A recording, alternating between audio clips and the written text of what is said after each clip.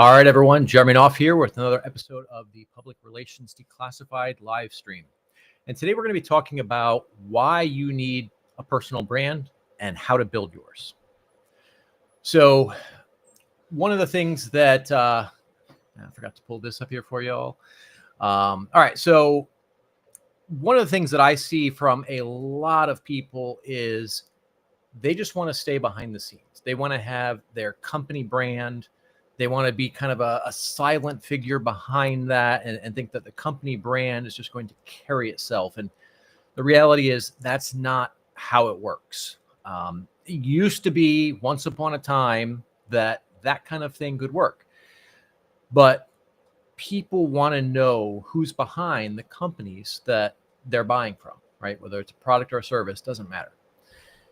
And today it's easier than ever to find info on almost anyone, right? We've got social media, we've got traditional media. You can look up political donations. You can look up company and organization affiliations, right? You can look up all of these things.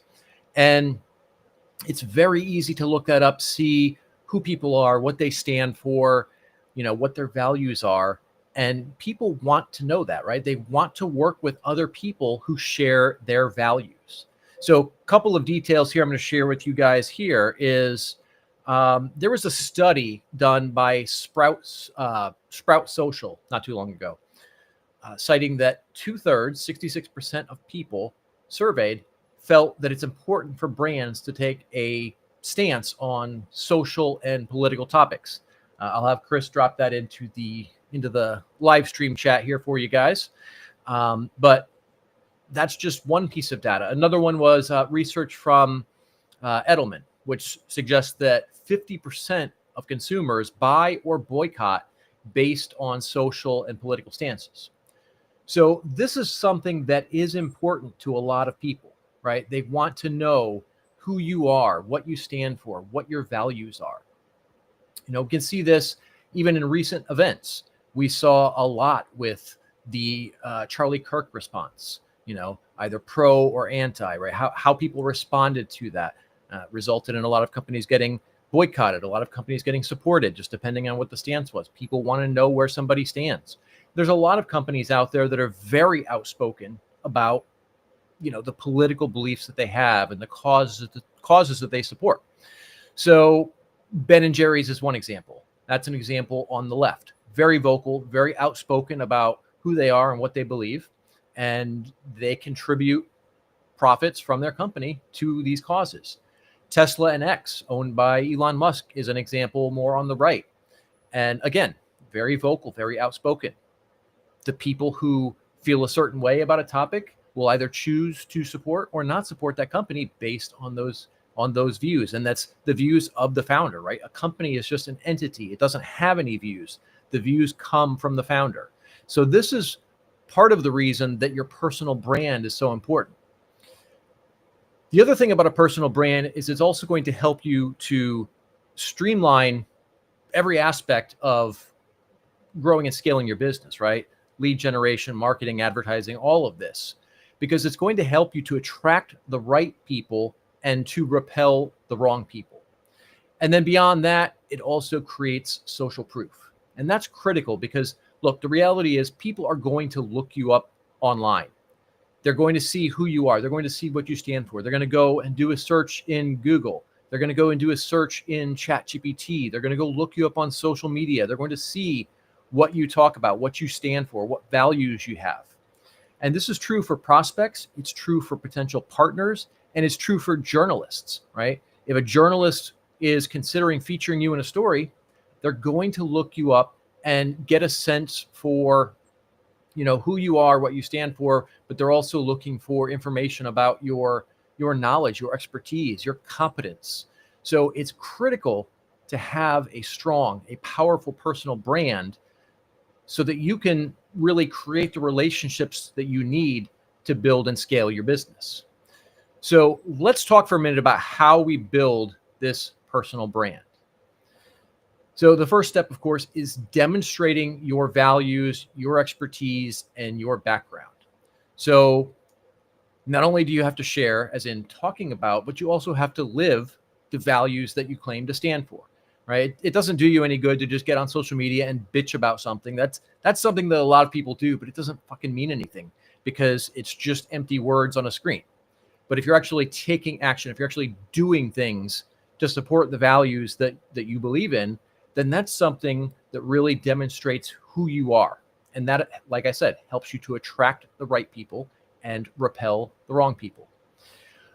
You also have to share your knowledge. And this is especially important when it comes to prospects and journalists, right? If a journalist is going to consider featuring you in a story, they want to make sure that you are actually a legitimate expert, that you know what you're talking about, and the advice that you're going to share, the insight that you're going to share will actually be not only accurate, but also useful for their audience. This is critical, and the only way to do that is to share your knowledge. And then you also have to share your story. Now, we've all got a story. I've talked about this on the live stream several times, talking about kind of taking your, what we call a hero's journey and using that in your personal brand. And that's important because that shows the human side of you. It gives people something emotional to connect with you on. And it shows them something important about you, something that doesn't necessarily show that you're better than anybody else out there, but it shows that you're different. And that difference is key. And we can look at this example is not so much a personal brand. This is a company brand, but the principles are the same. So look at the whole Apple versus every other computer out there, right? PCs. Apple is not a better computer. It's just a different computer. And their branding has made people understand that. And that's why the people that love Mac are just cultishly following the company. The specs are not any better than anything you can build in a PC or buy in a PC. The cost tends to be higher, but because it's different and it creates this persona of what kind of person likes a Mac computer, it creates a very powerful brand. And you do the same thing with your own personal brand, right? If you are getting out here, you are sharing something unique about yourself. I use my story of how I overcame a health crisis that nearly killed me and then used PR to put myself back on the map after I had been basically gone from the marketing world for about 2 years on my deathbed. That is a story that resonates with people. And every one of you has some kind of a story like that. You just got to dig into it and then find the story and distill it. The problem a lot of us have is we kind of discount what we've been through because it's something that we personally experienced. It's something that because we're so familiar with it, we just kind of write it off, right? Just the same applies to our own knowledge. A lot of times we dismiss what we know because we know it, but most other people don't. The same applies to your personal story. That's a critical part of your personal brand, and it's key in differentiating you from everybody else. Now, when we're creating our personal brand, and by the way, let me jump back to the story part. You have to be authentic with this, right? Don't just share the good parts. Don't just share the wins. Share everything, warts and all, right? Your failures, your losses, that humanizes you and creates a level of trust. So share the story, but be authentic. Don't try to come off as some kind of fucking superhero because nobody is. Share who you really are, what you've really been through, the good and the bad. And that's going to help people to really connect with you because your story will resonate with them.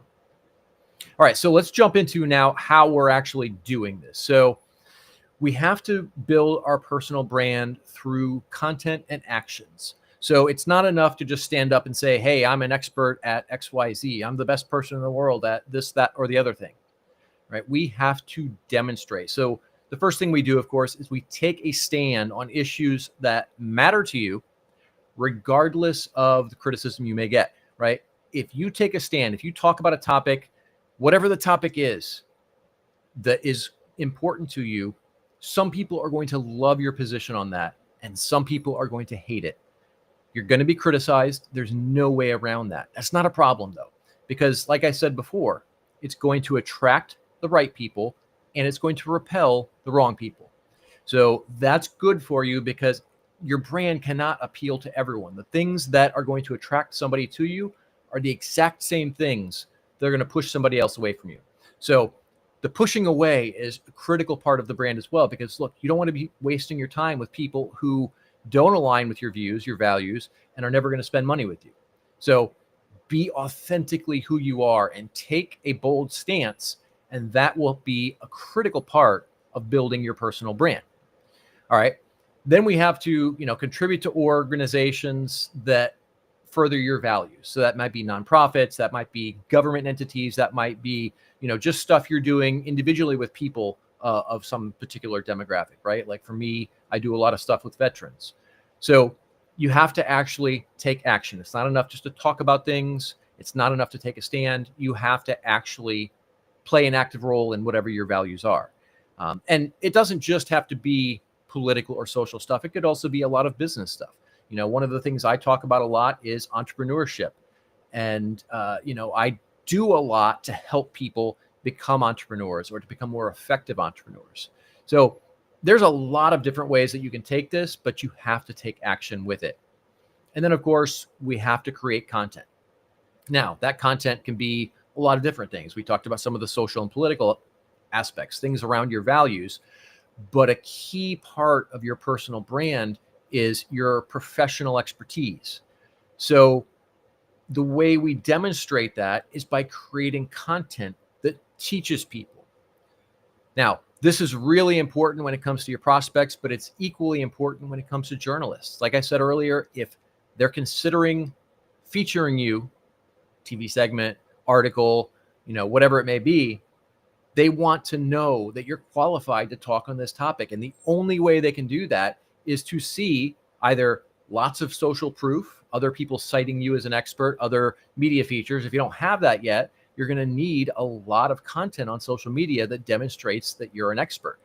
So we can create how-to or tutorials types of content, right? This is teaching people how to do a thing, best practices, what they should do, step-by-step, how to do X, Y, Z. Things like this are really valuable because they give you a chance to go deep on various subtopics within your industry. We can also do in-depth analysis, right? Look at what's going on in an industry and break down what that means to the people in that industry. We're working on something right now with one of our clients. Great guy, runs a real estate brokerage. He's got about 1,500 agents. Pretty big brokerage here. And he's doing a piece for Inman about basically mergers and acquisitions within the real estate brokerage space. So he gets to get up here, share his knowledge and experience in a very in-depth way, and teach people what they need to know about mergers and acquisitions within that space. That gives him a tremendous opportunity to share his knowledge. But while this is a media feature, he could very easily create a ton of content around that as well. Videos, text type posts, things like that. So this is really critical for demonstrating your expertise. Now, consistency is key here. We don't want to just go create a post and then not post anything for a month. This is something I see a lot of people go through where it's kind of almost like a feast or famine situation. They'll go out here, they may post something once and then come back a week later, a month later, or they may even go on a spree where maybe they post every day for a week and then they disappear for five weeks, right? That's not good because it demonstrates a level of inconsistency. So we want to regularly create the content. It's not just about the content itself. It's also about demonstrating that you're the type of player who shows up and does the work every day, right? You do what you need to do. That demonstrates not only your knowledge, but also a certain level of discipline. So that's something a lot of people don't have. The other side of it is the world is noisier than ever before. So in order to really cut through that noise, you need to be a lot more active and get out there more frequently so that people are more likely to see your message.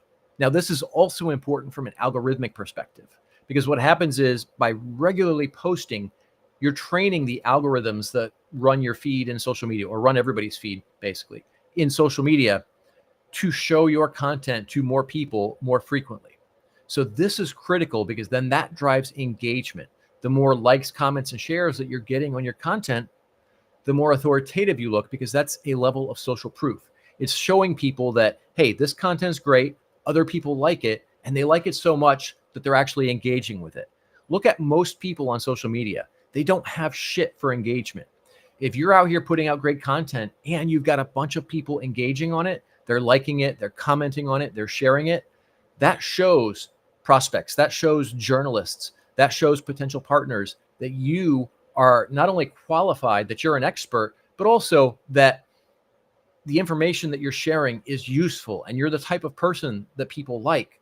And so they're engaging with you, right? That's huge. That plays a huge role in your personal brand.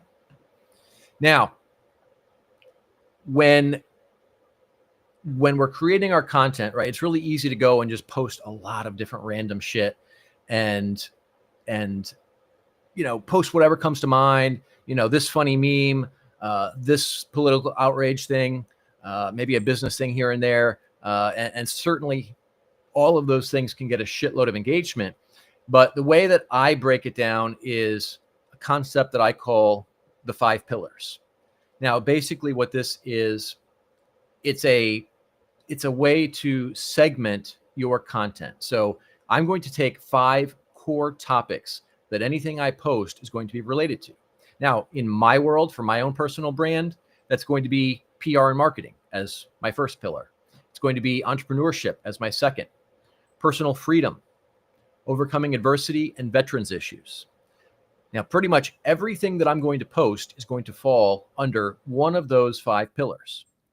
Now, that may sound limiting. It may sound like there's not a lot that you can really post about if you're only focusing on those topics.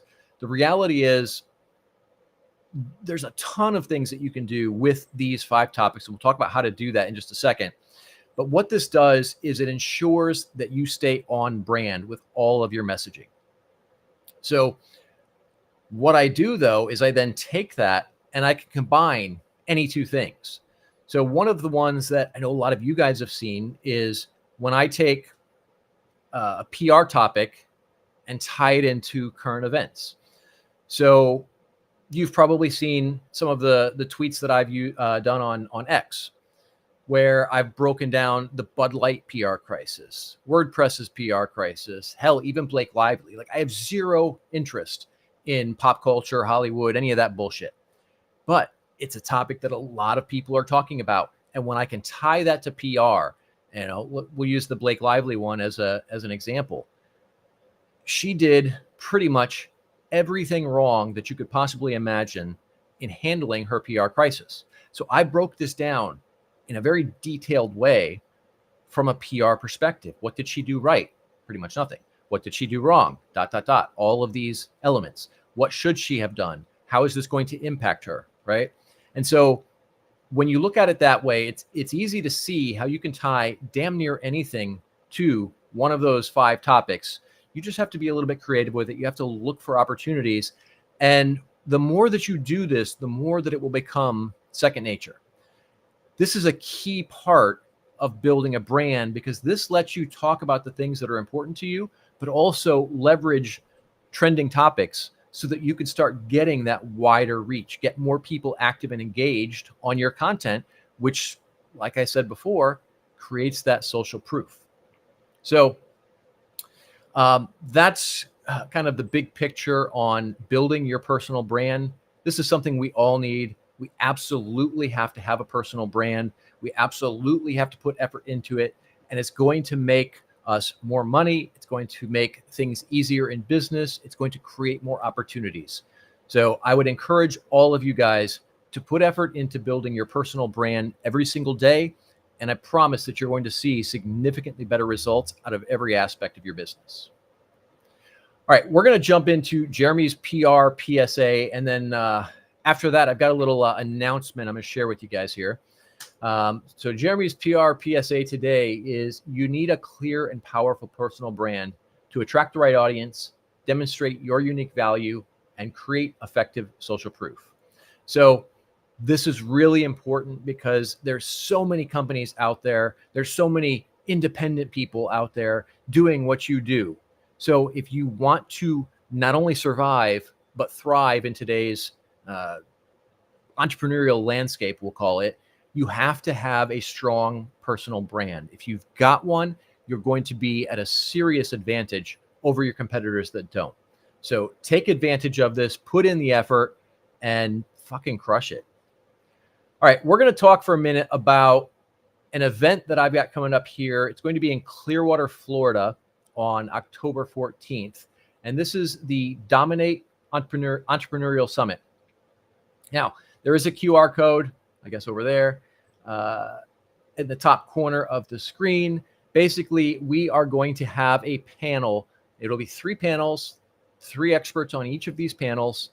And these are some of the top entrepreneurs in the country. And they're going to be sharing on a variety of subjects. We're going to talk a lot about marketing and public relations, social media.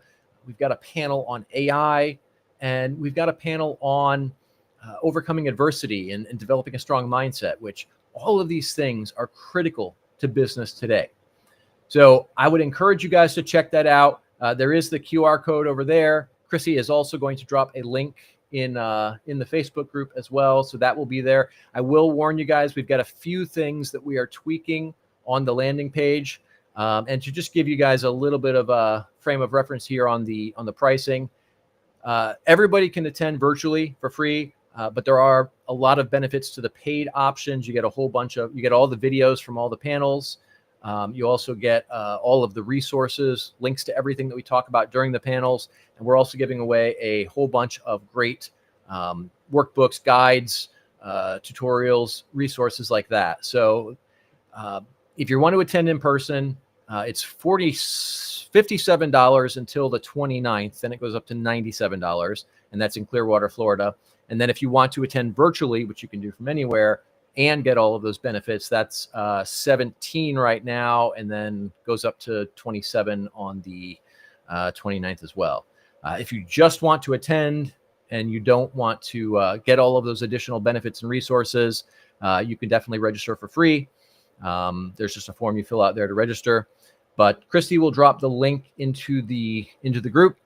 And if you guys have any questions, feel free to reach out to me. But the landing page is there. We've got a few things that we're tweaking on the landing page.